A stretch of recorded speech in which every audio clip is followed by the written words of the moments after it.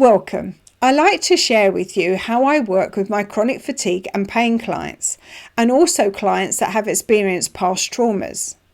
My name is Amanda Collins, and I'm a pain, fatigue and trauma recovery coach. To help in my own recovery from fibromyalgia, I trained as a Chrysalis specialist practitioner, working with clients with chronic fatigue and fibromyalgia. I'm also trained as a stress illness recovery practitioner with SIRPA. And both the Chrysalis effect and SIRPA provide a cutting-edge approach to chronic pain and fatigue, as well as other persistent symptoms. So I hope that I can share some of the knowledge I have with you during this talk. So first of all, let me explain a little bit of theory. I have a lovely infographic here, courtesy of the Curable app, that explains a client's pain journey in more depth.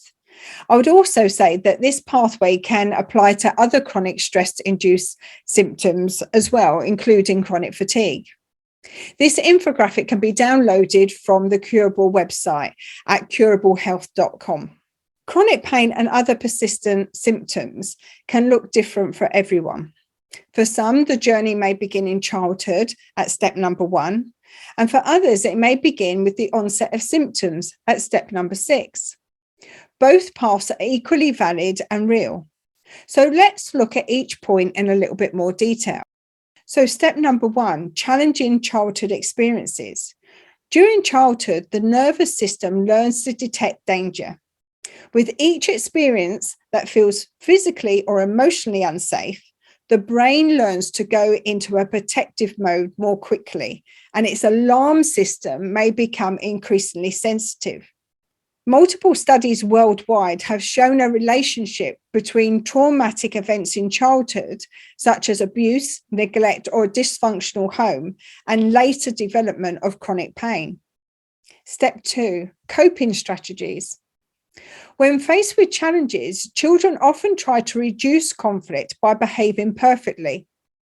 This can lead them to become perfectionists and people pleasers in adulthood. The cost that comes with that is a learned ongoing state of tension and vigilance in the nervous system. And I will talk more about these stress responses later. Step 3, health experiences. Health scares in childhood can have a huge impact on how protective the nervous system becomes.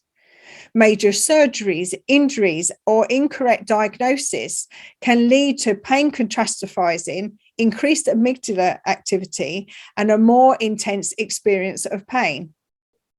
Step 4, everyday adult stress. When an overprotective nervous system meets the everyday stress of adulthood, it often responds by producing physical symptoms. These may show up in the form of headaches, stomach issues, muscle tension, backache, rapid heart rate, and many more. Step 5, major life events. Just as everyday stressors can trigger physical symptoms, major life changes can often coincide with the development of new or worsening symptoms.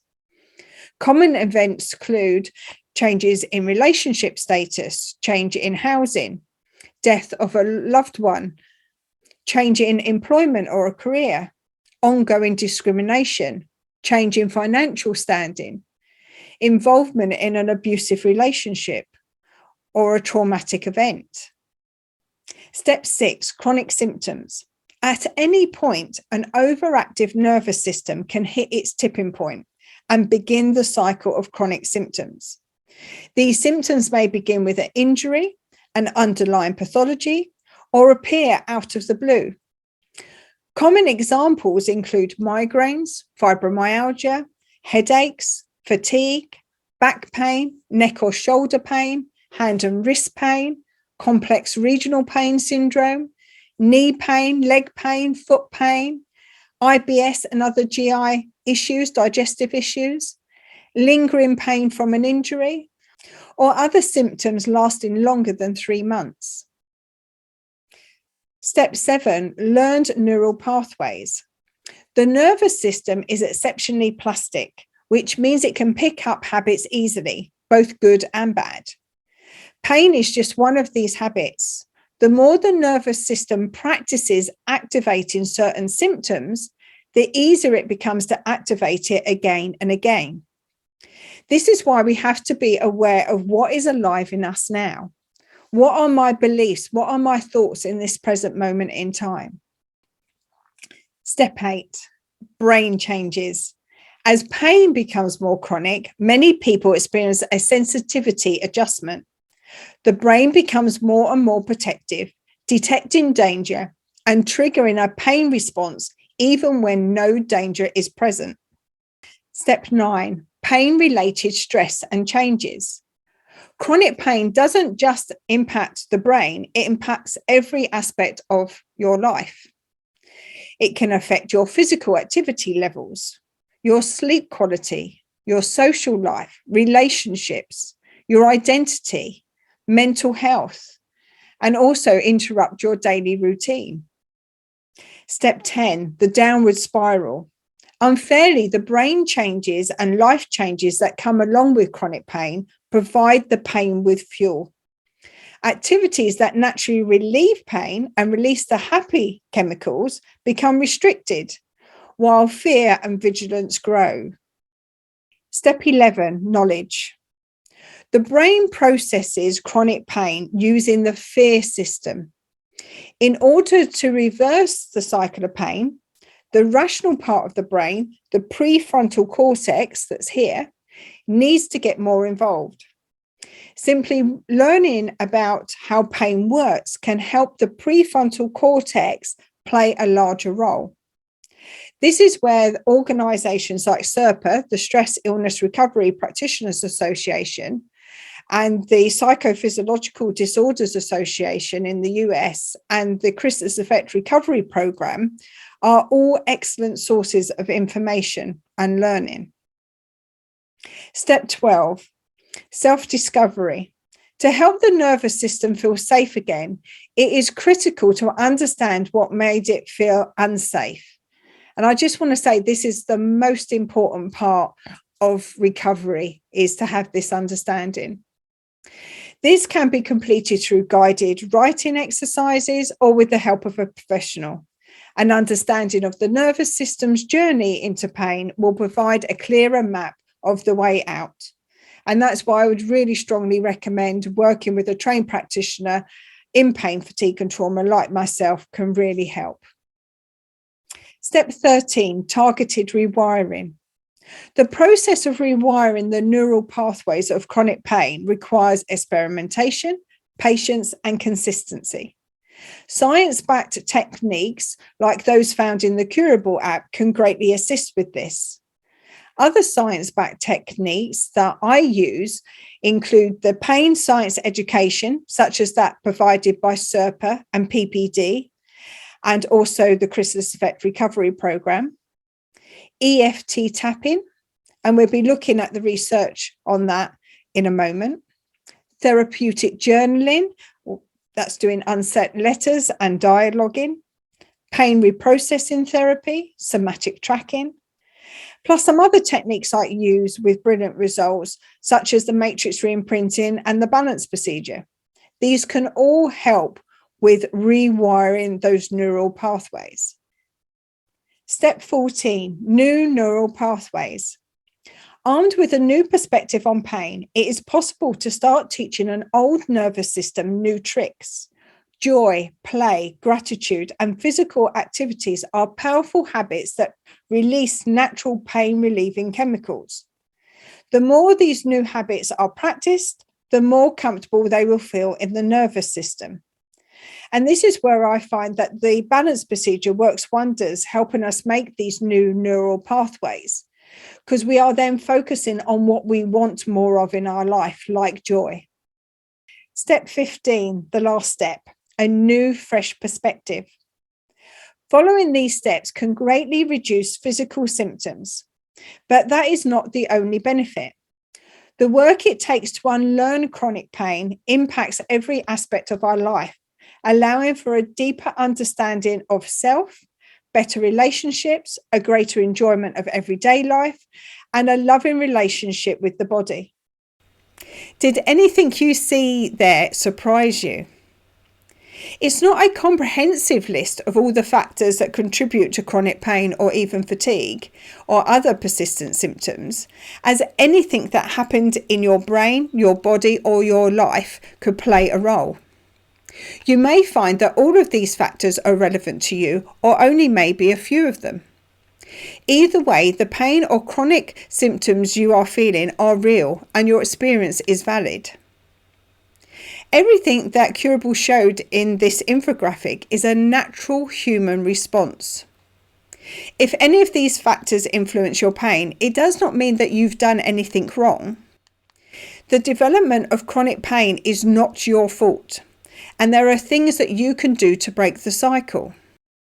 Most people find that they get themselves stuck at that downward spiral, and that's where working with a practitioner helps.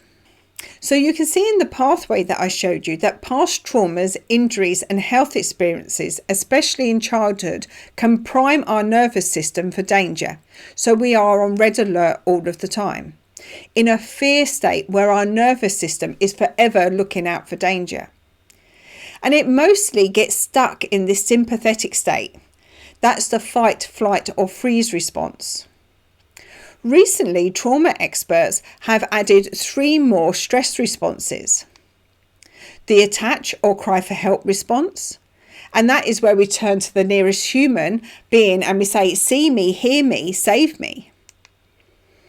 We see this a lot in baby animals, like a kitten crying out for its mother, or a baby crying when it's hungry or scared. We can also see this in adults sending a text message or an email saying, I've had enough, help me. All of these are reaching out for help. In the collapse submit response, we see this happening clearly in the animal world. And that's where an animal will play dead so the attacker loses interest and moves on. Or in the please appease response, where we try to make everybody around us happy so we don't put ourselves in any further danger. These responses are all hardwired to protect us from danger. They occur when our primitive brain believes escape may still be possible, but the fight or flight responses have failed.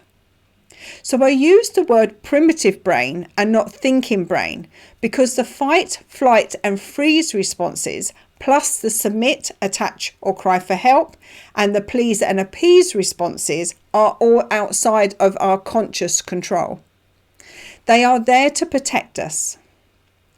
When we are in these stress responses, this is when our pain, fatigue and anxiety can get worse. We can also get other stress-induced symptoms as well. So why do our belief systems and our past traumas matter so much in our recovery? Well, the power of our belief system is beyond doubt and has a huge effect on our nervous system. Think about the placebo effect in science. That power of that fake sugar pill has been proven thousands of times. So what do you believe about yourself? Is the world a safe or dangerous place? Our beliefs are like the glasses of which we view life through. We have thousands of beliefs which we hold on to in our subconscious mind. Many will be supportive, but we also have formed beliefs from past events in our lives that can create a whole host of problems.